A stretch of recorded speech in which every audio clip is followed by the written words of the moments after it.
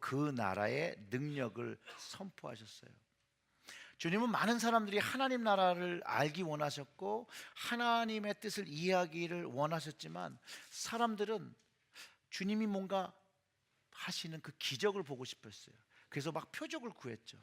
그때 예수님 뭐라 그러는지 여러분 기억나십니까? 악한 세대들은 표적을 구한다라고 말씀하시면서 그걸 해주시지 않았어요. 사람들은 단순한 기적과 치유를 보기 위해 모였고 자신들의 병을 고치기 위해서 나왔지만, 물론 치유받고 싶어하는 간절한 마음으로 나온 사람들도 있었습니다. 그러나 대부분의 사람들이 하나님을 알고자 모이고 하나님의 뜻을 받고자 모인 것이 아닌 자신들의 궁금증과 자신들의 필요를 위해서 모였다라는 것이에요. 하나님의 진리의 말씀을 계속해서 끊임없이 가르쳐주며 하나님의 나라에 대해서 가르쳐주지만, 어째 이 병이 고쳐지고 기적이 나타난 것은 발 없는 말이 천리 간다는 것처럼 이 기적과 행동과 치유의 축사의 놀라움은 입소문을 타고 예수님 가시는 곳마다 많은 사람들이 몰려들게 했다라는 것이에요. 신약학 교수 양용기 박사는요, 마태복음 어떻게 읽을 것인가라는 책을 통해서 예수님께서 선포하신 것은 하늘나라의 복음이다. 그리고 그 선포의 요소 두 가지는 가르침 그리고 행함이었다라고 이야기합니다. 그러면서 이렇게 얘기해요. 모든 성과 촌을 다니며 사역하신 예수님은 그곳에서 만난 사람들을 마치 목자 없는 양들처럼 고생하며 유리되었다는 사실을 아시고 그들을 불쌍히 여기셨다. 어려움에 처한 자들을 불쌍히 여기시는 것은 예수님의 두드러진 성품으로서 이는 제자들도 본받아야 될 성품이다. 예수님의 불쌍히 여기심은 단지 마음의 느낌에서 그치지 않고 반드시 그 어려움을 해결하는 행동으로 옮겨진다. 그 불쌍히 여기심으로 치유하셨고 귀신을 쫓으셨다라는 것이죠. 천국 복음은, 하늘나라의 복음은 하나님의 가르침과 행함이 두 가지가 다 있는 것이라는 것이죠.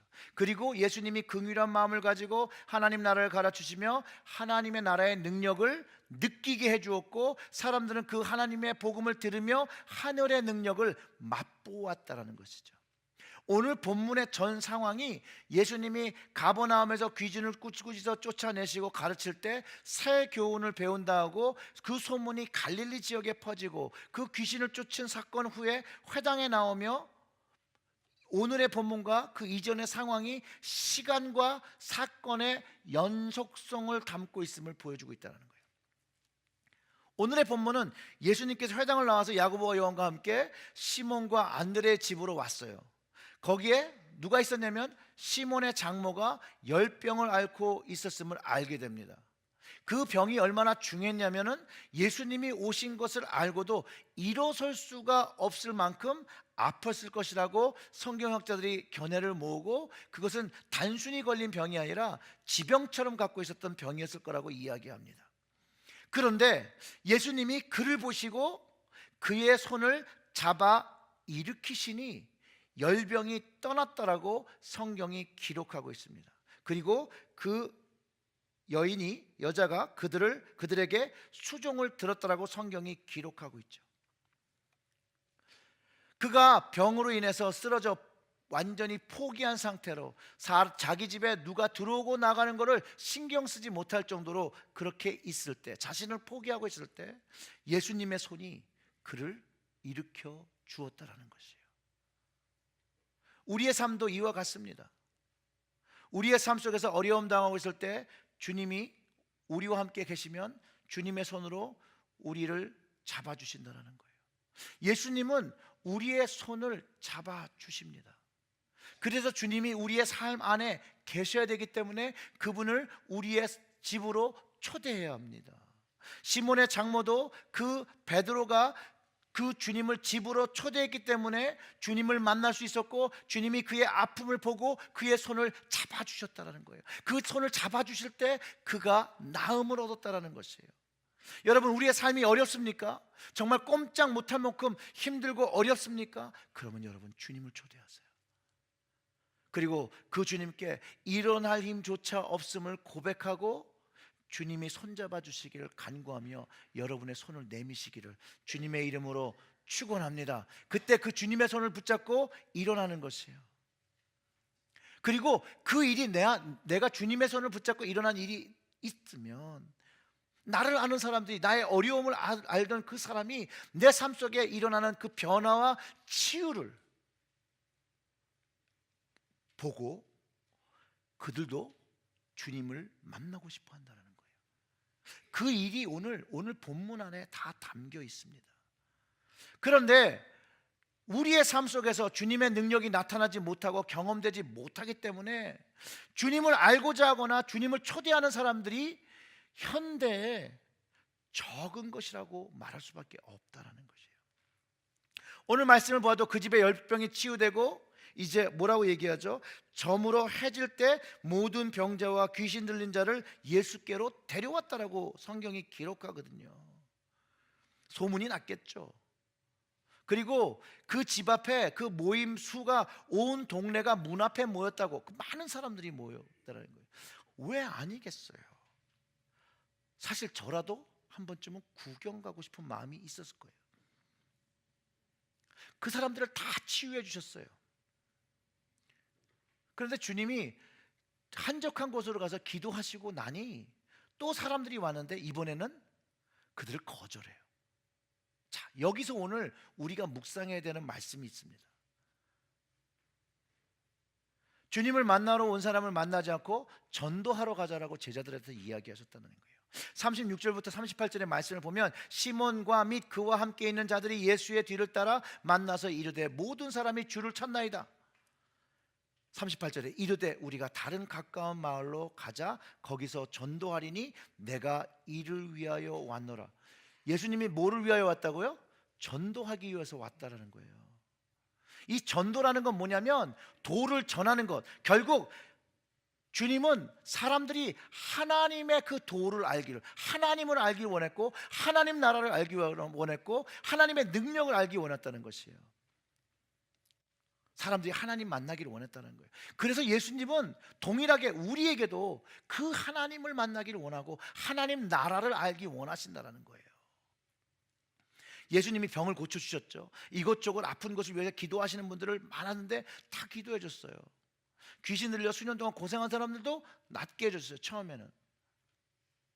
근데 이 수가 얼마나 많았는지 예수님이 따로 세 명 민명이 한적한 데서 기도하셨다는 거예요. 근데 그 기도의 자리마저도 제자들이, 사람들이 주님을 찾는다고 할 때 주님이 오늘 말씀에 있는 것처럼 다른 곳에 가서 전도하자, 그리고 내가 전도를 하기 위해서 이 땅에 오셨다라고 얘기하시는 거예요. 즉 이 말은 뭐냐면 예수님의 사역의 초점이 치유와 축사가 아니었다라는 거예요. 만약 이것이 치유와 축사가 주님 사역, 이 땅에 오신 이유였다면 주님이 한적한 곳에 기도하시고 다시 사람들이 모였다는 얘기를 들었으면 다시 가셔서 그 기다리는 사람들을 고쳐주셨을 것이라는 거예요. 이것만 보아도 축사와 치유의 사건은 사람들이 필요한 부분이었다는 거예요. 예수님이 원하신 부분은 치유와 축사를 경험하는 것보다 하나님을 만나는 것에 있었다는 거예요. 하나님 나라를 받는 것에 있었다는 거예요. 그것을 위해서 자기의 삶을 회개하고 준비하는 것에 있었다는 것이에요. 그래서 예수님이 하나님 나라가 가까웠다, 회개하라고 말씀하신 것이라는 것이에요. 우리 예수님이 얼마나 바빴을지 한번 그분의 삶을 좀 이해해 볼까요? 그냥 일반적으로 얼마나 많은 사람들이 주님 주변에 모여왔을까요? 오늘은 온 동네가 모여왔다라고 기록하고 있는데, 아무튼 한때는요 5천 명이 주변에 있었고요, 그들을 불쌍히 여기심으로 그들이 모두 배불리 먹도록 먹이셨다는 거예요.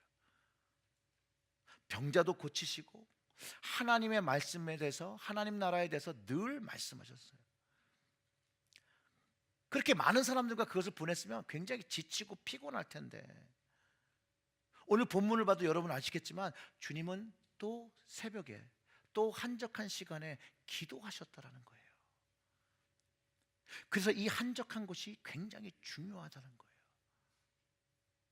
예수님은 주님의 사역 동안 중요한 결정과 하나님의 뜻을 알기 위하여 늘 한적한 곳에서 기도하셨음을 알 수 있습니다.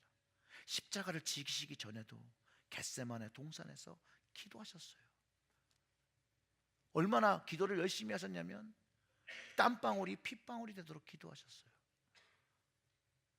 그런 사람들은 예수님이 조용히 기도하는 시간을 존중하지 않고 제자들을 보냅니다. 예수님은 하루에 많은 시간을 사람들과 보냈고 이제 자신을 위하여 자신의 그 다음 날의 사역을 위해서 새벽 시간에 자기만의 시간을 보내셨던 것인데, 즉 남들이 잘 시간을 이용해서 기도하셨던 거라고 저는 확신합니다. 마치 아기 엄마들이 아기 자는 시간에 그 짧은 짬에 다른 일을 하거나 자신도 조금 쉬듯이 예수님도 사람들이 잘 때 다음 전도 사역을 위해서, 다음 하나님의 사역을 위해서 기도의 충전과 영적인 충전의 시간이 필요했기 때문에 사람들이 깨기 전에 그 새벽 미명에 기도하셨다라는 거예요. 이 한적한 곳에서 하는 기도는 하나님 나라를 선포하는 데 필요한 부분이었고, 하나님의 백성으로 하나님의 아들로 살아가기 위해 아주 중요한 자리였다는 것을 우리가 알 수 있습니다.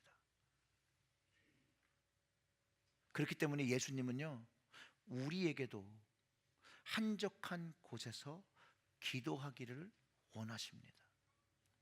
예수님은 참 바쁜 일정을 보내셨죠. 그래도 이 한적한 자리에서 기도의 생활을 꼭 가지셨다는 거예요. 그래서 그 다음 날에 하나님의 아들로서 살아갈 수 있었다는 거예요. 예수 그리스도를 믿는 자, 우리는 다 하나님의 자녀되는 권세를 얻었어요. 우리도 하나님의 아들로 하나님의 딸로 살아가기 위해서는 한적한 장소에 가 기도하는 시간이 있을 때 하나님이 원하시는 그 기뻐하시는 아들과 딸의 모습으로 살아갈 수 있음을 주님을 통해서 우리가 배울 수 있다는 것이에요. 우리는 21세기를 살아가는데 그 하이 테크놀로지, 정말 빠른 정보, 바쁜 일정 속에서 정말 일 중독 세계에서 살아가게 됩니다. 정말로 쉴 시간이 없죠. 은퇴하신 분들도 은퇴를 하고 쉴만한데 은퇴를 하니까 더 바쁘대요. 할 일이 너무 많대요. 그래서 또 휴식이 필요하대요. 옛날은 셀폰이라고 불렀죠. 근데 얘 셀폰이 너무 똑똑해졌어요. 그래서 요즘 뭐라고 부르죠? 스마트폰이라고 부르잖아요. 거기에는 너무 여러 가지가 들어있어요. GPS도 들어가 있죠. 뱅킹도 하죠. 요즘은 뭐 피자도 이런 거 다 오더하죠. 시간을 줄여서 우리가 더 많은 일을 할 수 있게끔 너무나도 이 기술력이 좋아졌다는 것이에요. 그래서 달리는 차에서 또 그 업무를 보면서 정말로 일에 빠져 살아갑니다. 그리고 다 쭉 늘어져서 집에 돌아오면 어떡하죠? 집에 오면 쉬나요? 집에 오면 집안일을 해야 합니다. 미국 이 말에 We'll live and die by clock이라는 말이 있습니다. 시간에 죽고 시간에 산다는 말이 있습니다. 언제 뉴욕 전체가 단 몇 시간 정전이 됐는데 몇십 조의 경제적 손실이 있었다고 해요. 정말로 시간이 금이란 말이 더욱 이 현대에는 실감난다고 이제 비즈니스를 하시는 분들이 얘기를 합니다. 키스 웬저란 분이 이 Help Me I'm Falling이란 책, 도와주세요 저는 쓰러지고 있어요 라는 그런 책에서 이렇게 얘기해요. 우리는 조용한 시간을 거부합니다. 그래서 라디오나 TV나 컴퓨터를 켜놓습니다. 혼자 조용히 기도하는 것처럼 우리를 겁나게 하는 것이 없습니다. 그리고 그런 기도하는 것은 대신 전문가가 대신해 주기를 바랍니다. 현대의 사람은 조용한 시간을 보내는 방법과 생각하는 방법으로 더 크고 놀라운 일들을 우리의 삶 속에서 성취하는 방법을 배우지 못했습니다. 그러므로 우리는 계속해서 바빠야 합니다. 그 결과로 우리는 스스로의 삶을 망가뜨렸습니다. 그러기에 남을 돕는다는 건 상상할 수도 없습니다. 우리 자신만 스스로 생각하기 급급합니다. 키스 웬저가 말하는 것은요, 그런 시간에 기도의 시간이 필요하다고 얘기하는 거죠. 우리의 삶을 돌아볼 수 있는 조용한 시간, 리플렉션의 시간, 한적한 장소. 근데 믿는 자로서 이 한적한 장소가 단순히 리플렉션만 하는 것이 아니라 하나님께 간구하는 시간, 하나님을 경험하는 시간이라는 것이죠.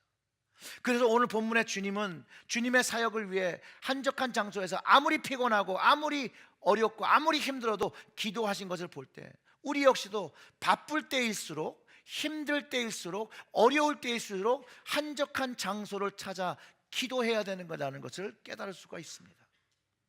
여러분들의 기도의 장소는 어디입니까? 여러분들의 한적한 장소, 거기서 주님과 하나님과 시간을 보내고 계십니까? 왜 이 기도의 시간을 보내야 하냐면, 이 기도의 시간은 하나님의 능력을 공급받는 시간이기 때문에 그렇습니다. 우리가 주님이 한적한 곳에서 기도하신 그 이유를 깨달아야 돼요. 수많은 사람을 위해서 기도하시고 치유하시고 축사하신 능력이 나타난 그 근원, 한적한 곳을 찾아 피곤한 몸을 이끄시고 기도하신 그 이유는 하나님의 능력을, 하늘의 능력을 공급받는 시간이었다는 것이에요. 그것을 받았을 때 그 다음 날 다른 장소에서 하나님의 말씀을, 하나님 나라를 선포하고 하나님의 능력을 선언하실 수 있었다는 거예요. 능력을 선포하실 수 있었다는 거예요. 왜냐하면 시편 기자 121편 21절과 2절의 말씀처럼 내가 산을 향하여 눈을 들리라 나의 도움이 어디서 올까? 나의 도움은 천지를 지으신 여호와에게서로다라고 말합니다. 즉 모든 공급이 하나님으로부터 되어진 것을 주님 하셨다라는 것이에요. 우리도 우리의 모든 공급이 하나님으로부터 온다는 것을 고백해야 합니다. 그래서 이 기도의 시간, 하나님의 능력을, 힘을 공급받는 시간입니다. 그래서 우리도 우리의 조용한 시간, 나만의 한적한 곳에서 하늘의 능력을 공급받아야 되고 하나님의 능력을 받아야 한다는 것이에요. 그럴 때 우리의 모든 생각과 삶을 방해하는 요소들이 성령님의 능력 안에서 새롭고 다시 뉴 어레인지먼트가 되어진다는 것이에요. 근데 이 기도는 그냥 생각하는 것이 아니에요. 기도는 나의 마음을 하나님 마음에 맞추는 것이에요. 기도는 내 생각을 하나님의 생각에 맞추는 것이에요. 기도는 하나님의 뜻에, 내 뜻을 하나님의 뜻에 맞추는 것이에요. 기도는 나의 관점보다는 하나님의 관점에 맞추는 것에 있다는 것이에요. 그렇게 할 때 전기 코드를 플러그에 꽂으면 전기가 공급되는 것처럼 이 기도의 코드를 우리가 우리 스스로를 하나님께 맞추어 꼽을 때 하나님의 능력이 연결되어지고 공급되어지고 경험되어진다는 것이에요. 이것이 바로 기도이고 이것이 바로 기도의 능력이라는 것이에요. 예수님은 한적한 곳에서 생각하시면서 육체적인 쉼을 쉬셨던 게 아니에요. 예수님이 기도하시며 땀방울이 핏방울 되게 기도하신 곳, 그곳이었다라는 것이에요. 조용하고 편안한 침묵의 시간을 원하셨다면 더 잠을 주무셨겠죠. 주님이 새벽에 일어나서 기도하신 그 이유는 하나님과 교제함에 있다는 거예요. 하나님과 비밀을 나누기 위함이었다는 거예요. 하나님으로부터 하늘의 공급을 받으셔야만 했다는 것이에요. 주님이 새 하루를 보내기 전에 하나님으로부터 오는 새 힘을 얻고 새 능력을 얻고 새 마음을 얻고 새 영을 받아 그 다음날 하나님의 나라를 선포하셨다는 거예요. 그게 전도였다는 것이에요. 마틴 루터는 기도에 대해서 이렇게 말합니다. 내가 하루라도 기도를 하지 않으면 나의 삶을 이끄는 믿음의 불씨가 꺼져버린다는 것이에요. 그리고 또한 마틴 루터가 하루는 강아지가 테이블 밑에서 혹시라도 떨어질지 모르는 고기 조각을 보며 입을 벌리고 눈동자를 흔들림 없이 자신에게 집중하는 모습을 보며 내가 만약 이 강아지처럼, 이 강아지가 고기에 집중하는 것처럼 기도에 집중한다면 나는 하나님 뜻을 깨달으며 주님에게만 소망이 있다는 것을 더욱 깊게 깨달을 것이라고 고백했다는 것이에요. 이와 같이 기도는 하나님께 집중하는 것이에요. 주님께 집중하는 것이에요. 우리의 눈과 우리의 모든 촉각과 우리의 영을 주님께 맞추는 것이에요. 그래서 히브리서 12장 2절의 말씀이 믿음의 주요 또 온전하게 하시는 이인 예수를 바라보자 그는 그 앞에 있는 기쁨을 위하여 십자가를 참으사 부끄러움을 개의치 아니하시더니 하나님 보좌 우편에 앉으셨느니라. 이게 무슨 말씀이에요? 우리의 믿음의 근원이 되시고 완성자인 예수님을 바라보라는데 예수님이 이미 아신 것이 있다는 거예요. 주님은 십자가 죽음 뒤에 올 부활의 기쁨과 승리를 아시고 그 십자가를 수치로 여기지 않고 거기에서 우리들을 위하여 죽으셨다라는 것이에요. 그리고 지금 하나님의 그 보좌 오른편에 영예로운 자리에 앉으셨다라는 거예요. 근데 이 모든 일을 어디서 경험했냐? 기도의 자리에서, 한적한 자리에서 아시고 경험하셨다라는 거예요. 하나님의 계획과 뜻을 이미 주님께서 집중했고 그 능력을 그것을 감당할 수 있는 능력을 하나님께서 공급받을 때 이 십자가의 구속의 은혜가 완성되어진 것을 우리가 은혜로 경험했다는 거예요, 여러분. 주님이 하나님께 집중하듯이 우리를 주님을 닮아 우리도 주님께 집중할 때 하늘의 능력을 소유하며 하늘에 주시는 그 믿음을 가지고 위로를 가지고 평강을 가지고 살아간다라고 성경이 곳곳에 기록하고 있다는 것이에요. 한적한 곳에서 하나님의 능력을 공급받는 기도, 하나님께 집중하고 하나님의 뜻을 깨달을 때 우리의 삶 속에 실제 하나님의 능력을 경험하고 자리 잡는 것을 내가 고백할 수 있다는 것이에요. 그렇기 때문에 한적한 곳에서 하는 기도는 내가 원하는 것을 아뢰고 구하는 것이 아닙니다. 그 시간에는 먼저 그 나라와 그의 의를 구하는 거예요. 하나님의 의와 뜻을 구하는 것이에요. 그리하면 우리의 필요를 아시는 하나님께서 채우신다라고 이미 말씀으로 약속하셨다는 거예요. 그것을 경험하라는 것이죠. 즉 하나님은 하나님 나라를 위해서 우리가 구하고 일하면 우리의 필요를 아시는 하나님께서 그 필요한 것들은 다 채우신다는 것이에요. 왜요? 하나님은 나를 창조하신, 여러분을 창조하신 아버지시라는 거예요. 아버지가 필요를 아는데 왜 안 주시겠냐는 거예요. 그런데 여기서 기억해야 되는 건 하나님은 내가 원하는 것을 주시는 것이 아니라 내가 가장 필요한 것을 채우신다는 거예요. 여러분 이게 믿어지십니까? 예수님도 자신을 위하여 기도하지 않으셨어요. 주님은 하나님의 뜻을 위하여 구하셨고 주님은 우리에게 이렇게 기도하라고 가르쳐 주셨어요. 사실은 이렇게 기도하지 말라고 가르쳐 주신 거죠. 우리에게 입을 것과 먹을 것조차 구하는 기도를 하지 말아요. 그 시대는 먹고 사는 게 가장 중요한 시대였는데 그거는 이방인의 기도래요. 하나님을 믿는 자녀, 하나님을 아버지로 믿고 사는 사람은 아버지께서 당연히 채우신다는 거죠. 그래서 그것을 위해서 기도하지 말라는 거예요. 왜요? 그 하나님의 나라, 아버지의 나라를 위해서 기도하고 그분의 뜻과 그분의 의를 위해서 기도하는 것이에요. 그래서 마태복음 6장 31절과 32절에 예수님이 이렇게 말씀하시는 거예요. 그러므로 염려하기를 이르기를 무엇을 먹을까 무엇을 마실까 무엇을 입을까 하지 말라. 이는 다 이방인들이 구하는 것이라. 이방인 하나님을 모르는 사람들이 구하는 것이라는 거예요. 너희 하늘 아버지께서 이 모든 것이 너희에게 있어야 할 줄 아시느니라. 아멘. 채우신다는 거죠, 그거를. 그런데 하나님은요, 우리의 마음에 그 비밀스러운 기도와 정직한 기도를 들으세요. 그렇기 때문에 우리와 하나님 사이에 죄가 가로막으면 안 된다는 거예요. 이사야 59장 1절과 2절에 여호와의 손이 짧아 구원을 못하심도 아니요 귀가 둔하여 듣지 못하심도 아니라 오직 너희 죄악이 너와 너희 하나님 사이를 갈라놓았고 너희 죄가 그의 얼굴을 가리어서 너희에게서 듣지 않으시게 함이라 라고 말씀하셨어요. 예수님도 말씀하신 게 하나님 나라를 준비하기 위해서 회개를 먼저 하는 것이죠. 하나님과 나 사이에 죄가 가로막고 있으면 하나님은 나의 것을 들어주시지 않아요. 듣지 않으세요. 그렇기 때문에 늘 삶 속에서 죄의 문제에 있어서 민감해야 되고 늘 정결한 모습으로 거룩한 주님의 자녀의 모습으로 한적한 곳에서 하나님의 능력을 공급받아야 된다는 거예요. 사랑하는 성도 여러분, 정결하고 거룩한 모습이 되어 주님 앞에서 한적한 장소에서 하나님의 능력을 공급받으시는 사랑하는 주님의 아들과 딸들 되시기를 주님의 이름으로 축원합니다. 우리도 주님처럼 예수님처럼 하나님의 말씀을 깨닫고 하나님의 뜻을 이해해야 돼요. 말씀을 알아야 돼요. 그래서 말씀을 배우고 묵상하는 한적한 곳이 필요해요. 기도를 하기 위해 한적한 곳이 필요하듯이 하나님의 말씀을 알기 위해 한적한 곳이 필요해요. 조용한 시간이 필요한 거죠.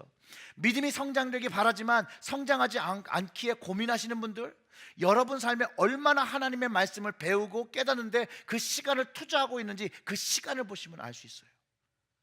물론 말씀을 읽을 때도 내가 원하는 것을 보려고 하면 안 됩니다. 하나님의 뜻을 구함으로 말씀을 보아야 된다는 거예요. 예수님이 말씀하신 것도 나의 필요한 이들을 위하여 나를 위하여 구하는 기도가 이방인의 기도라고 했잖아요. 그렇다면 이거를 다른 말로 조금 바꿔보면 나를 위해서 보는 말씀도 이방인이 구하는 지혜라는 거예요. 말씀과 기도는 하나님의 뜻을 위하여 하나님 나라를 위하여 예수님을 위하여 묵상하고 기도할 때 하나님께서 그 능력을 채우신다라는 거예요. 우리의 부족한 것을 완성시키신다라는 것이에요. 그래서 우리 교회의 새벽 기도의 시간이, 우리 교회의 수요 예배의 시간이, 우리 교회의 금요 샘물 예배가 우리에게 한적한 장소가 되어지기를 저는 소원합니다. 이 시간 외에 여러분 가정에 한적한 장소에 그 시간을, 그걸 통해서 기도와 말씀의 시간을 또 보내시고 하나님의 능력을 경험하셔야 됩니다. 사랑하는 성도 여러분, 체리얼지혜교회 성도인 우리가 하나님을 위하여 한적한 곳, 그분을 만나는 곳, 그분의 능력을 공급받는 곳, 기도하는 곳, 말씀을 얻는 곳, 우리의 삶 속에서 꼭 소유하길 바라고, 우리의 이 교회가 그 한적한 곳, 그 주님의 능력을 얻는 곳, 하나님을 만나는 곳, 주님을 만나는 그곳, 말씀이 분변되어지는 곳, 기도의 체험을 하는 그곳이 되기를 주님의 이름으로 축원합니다. 기도하겠습니다. 주님, 오늘의 이 말씀이 우리의 심령에 깊이 새겨지기를 소원합니다. 그래서 우리가 주님과 정직한 대화를 나눌 수 있는 기도의 자리로, 말씀의 자리로 나아가게 하시고, 그 자리에서 세상 사람들이 구하는 것들은 다 내려놓고 하나님을 아는 믿음의 사람으로 하나님 앞에 하나님의 나라와 하나님의 뜻을 분별하며 기도할 수 있도록, 그러므로 인하여 하나님의 능력, 하늘의 능력을 경험하는 저희들이 되어질 수 있도록 주님께서 저희들을 불쌍히 여기시고 긍휼히 여기시고 우리의 심령에 늘 하나님을, 주님을 사모하는 마음으로 가득 차게 하여 주시옵소서. 오늘의 말씀을 기억하게 하시고 이 말씀에 따라 주님을 닮아 한적한 곳에 나아가 기도하며 말씀을 묵상하는 저희들이 될 수 있도록 성령님, 저희들의 삶을 주장하여 주시옵소서. 이 모든 말씀 우리 구주 예수님의 이름으로 기도드렸습니다. 아멘. 오늘은 성찬주일입니다. 성찬을 준비하며 우리 회개함으로 성찬을 준비하겠습니다. 조용한 기도로 나옵니다.